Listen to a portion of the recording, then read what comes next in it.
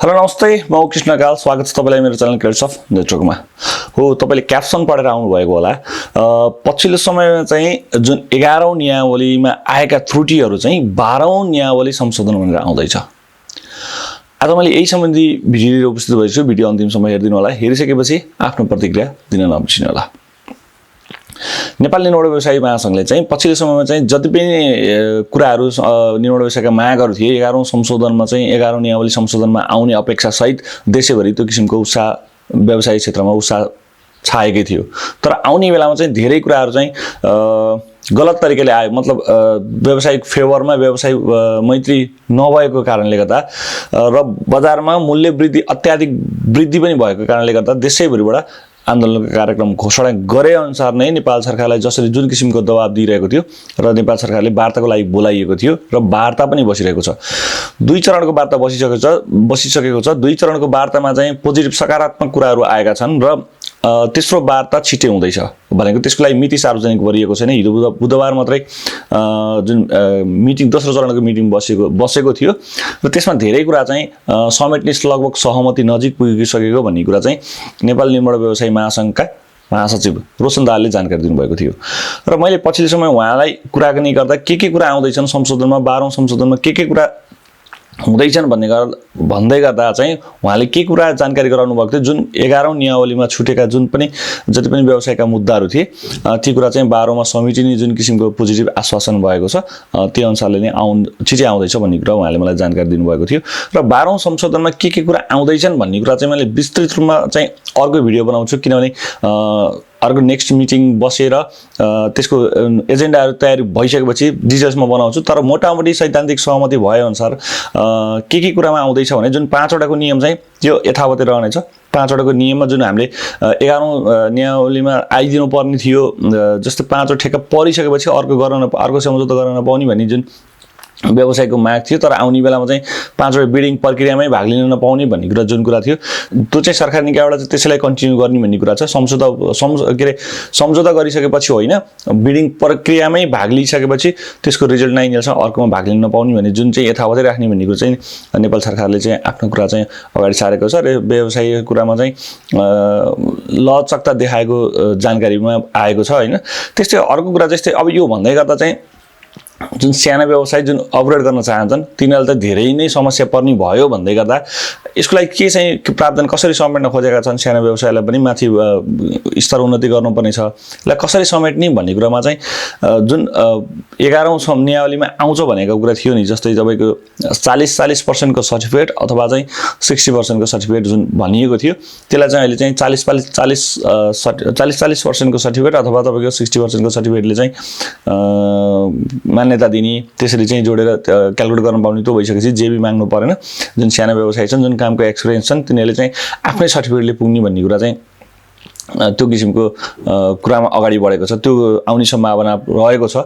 त्यस्तै तपाईँको चाहिँ अर्को भन्दै गर्दा चाहिँ टर्नओभरको कुरामा पनि तपाईँको 2 देखि 5 करोडसम्मको ठेक्कामा चाहिँ होइन मतलब सर्टिफिकेट पनि 25% मात्रै भए पुग्ने र टर्नओभरलाई पनि घटाइने भन्ने कुरा चाहिँ व्यवसायले माग गरेका छन् र त्यो कुरालाई चाहिँ सरकारले पोजिटिभ रूपमै लिएको भन्ने कुरा चाहिँ आएको छ। अब यसलाई खाका कसरी बन्छ र के आधारहरू यसका निम्नतम बेसिक आधारहरू के बन्छन् भन्ने चाहिँ तय हुनको लागि चाहिँ तेस्रो बैठक बस्नुभन्दा अघि नै त्यसको दुई पक्षमा कोर्डिनेट गरेर चाहिँ त्यसको खाका बनाउने भन्ने तयारी रहेको जानकारीमा आएको छ। त्यस्तै तपाईँको अरु भन्दा नि अब जेबी चाहिँ नपाइने एकदम टोटली बन्द नै हुने भयो। जेबी नै बन्द भइसकेपछि बजारमा लो बिड पनि कम हुन्छ। मतलब जेबी पनि बन्द हुने र 5वटा बिडिङ प्रक्रियामै भाग लिन नपाइसकेपछि चाहिँ लो बिड पनि कम हुने र गुणस्तरीय काम हुने भन्ने चाहिँ नेपाल सरकारको बुझाइ छ। र व्यवसायले पनि यो कुरामा चाहिँ अलिकति लचकता अपनाएर त्यसै स्तर उन्नतिको लागि चाहिँ केही चाहिँ अलिकति पोजिटिभ तरिकाले अलिकति स्तर उन्नति हुन मिल्ने तरिकाले अगाडि बढौँ भन्दै गर्दा चाहिँ दुई पक्षको चाहिँ वार्ता यो कुरामा सकारात्मक भएको छ। र यस्तै धेरै कुराहरू छन् जुन मैले आजको भिडियोमा तपाईँलाई डिटेलमा भनिनँ किनभने हिजो मात्रै मैले महासचिवसित कुरा गर्दै गर्दा चाहिँ सर्टकटमा मात्रै मलाई जानकारी दिनुभएको थियो। विस्तृत रूपमा चाहिँ केही अर्को तेस्रो चरणको वार्ता बस्दै गर्दा केही खाकाहरू तयार हुन्छन्। तयार भइसकेपछि म तपाईँलाई खाका नै पठाइदिउँला भन्नुभएको छ। र यी कुराहरूलाई चाहिँ मैले समग्रमा तपाईँलाई जानकारी गराएँ र 12औं संशोधन छिट्टै आउँदछ। यी कुरालाई समेट्नको लागि यतिकै कार्यान्वयन मात्रै हुने कुरा भएन। ऐन संशोधन गर्नलाई चाहिँ अलिकति समस्या नै छ। त्यसले गर्दा चाहिँ नियमावली नै संशोधन गरेर जुन 11औं नियमावलीमा भएका त्रुटिहरू संशोधन गरेर चाहिँ 12औं संशोधन आउँदैछ र त्यसमा अर्को कुरा पनि के भनिएको छ भने चाहिँ 65 सालमा जसरी मूल्य समायोजनको एउटा निर्देशिका जारी भएको थियो त्यस्तै गरेर अहिले पनि मूल्य वृद्धि एकदमै बढेको कारणले गर्दा चाहिँ मूल्य वृद्धि सम्बन्धी कुनै एउटा निर्देशिका जारी गर्ने सम्भाव्यता गरेको छ र यही अहिले नै मैले तपाईलाई चाहिँ ठ्याक्कै अहिले किन भनिन भने चाहिँ यो आधिकारिक रूपमा पुष्टि भइसकेको छैन। मैले जति हिन्स पाएको छु हिन्सलाई मात्रै तपाईलाई आधार बनाएर भन्नुभन्दा पनि एउटा खाका तयार नै बनिसकेपछि तपाईलाई देखाउन सजिलो हुन्छ, भन्न सजिलो हुन्छ। त्यसले गर्दा तयारी हुँदैछ।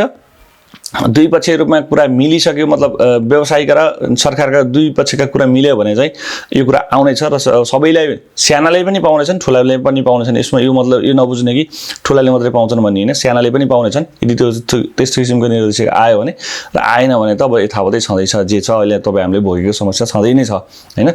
र भनेको मतलब अहिले जति उत्साह थपिएको छ, जुन देशैभरि व्यवसायहरूले सपोर्ट गरिदिनु भयो, देशैभरिबाट महासङ्घको कुरालाई सुनेर देशैभरिबाट जुन किसिमको आन्दोलन गरिदिनु भयो, त्यसले गर्दा सरकारलाई यस्तो चुनावी माहौलको अवस्थामा पनि सरकारलाई दबाब परेको कारणले गर्दा सरकारले वार्तामा बोलायो। वार्तामा बस्दै गर्दा वार्ता सकारात्मक हुने कुरा चाहिँ राम्रो छ। चुनावले गर्दै गर्दा पनि तपाईँको ठ्याक्क अलिकति क्विकली काम हुन नसकेको भन्न बुझाइ, मेरो पनि बुझाइ त्यही नै हो। तैपनि दुई चरणको वार्ता भयो, अब अर्को वार्ता तय हुँदै गर्दा सायद चुनावको माहौलले गर्दा 2-4 दिन तलमाथि हुन सक्छ र चुनाव लगत्तै छिटै नै सायद हुन त सम्भव छ। चुनाव भन्दा पहिले पनि त्यो निर्देशिका लगायत 12औं नियमावली संशोधन हुन सक्ने सम्भावना छ र पनि त्यसलाई ठ्याक्कै हामी अब व्यवसाय क्षेत्रमा काम गर्दै गर्दा चाहिँ अलि चुनावी माहौलले गर्दा सबै कर्मचारीहरू सबैको त्यो किसिमको टाइम नमिलेको, सेड्युल नमिलेको हुन सक्छ। त्यसले गर्दा चाहिँ चुनाव लगतै 12औं संशोधन आउने प्रबल सम्भावना छ। 12औं संशोधन आयो भने व्यवसायका धेरै मागहरू सम्बोधन हुने कुरा सम्बोधन हुँदैछन् भन्ने कुरा चाहिँ महासंघले जसरी जनाएको छ त्यही किसिमको उत्साहका साथ म पनि अपेक्षारत बसेको छु र केही कुरा जस्ता कुरा आउँदैछन् ती कुराहरू चाहिँ तपाईलाई प्रस्तुत गर्ने छु। अहिलेको लागि आजको लागि भिडियो कस्तो लाग्यो, भिडियो अन्तिमसम्म हेरिदिनु भएकोमा धेरै धेरै धन्यवाद। र यस्तै न्युजहरू, यस्तै समाचारहरू, मतलब व्यवसाय क्षेत्रमा भएका तिता मिठा तथ्यहरूलाई चाहिँ तपाईँ हेर्न चाहनुहुन्छ भने मेरो च्यानललाई सब्स्क्राइब पनि गरिदिनुहुन्छ। केही व्यवसाय यो क्षेत्रमा आउँदै गर्दा यो क्षेत्रमा अगाडि बढ्न चाहनुहुन्छ, केही कुरा सिक्न चाहनुहुन्छ भने तपाईँलाई चाहिँ प्लेटफर्म पाउनु भएको छैन, सिक्नको लागि बुझ्नको लागि ठाउँ छैन भने पनि यो मेरो च्यानल सब्स्क्राइब गर्नुभयो भने तपाईँलाई मैले आफूले जाने बुझेका कुराहरू तपाईँलाई सिकाउने छु र तपाईँ हामी नै लगायत हातेमालो गरेर अगाडि बढ्न सक्नेछौँ भन्दै बिताउन चाहन्छु। नमस्ते, धन्यवाद।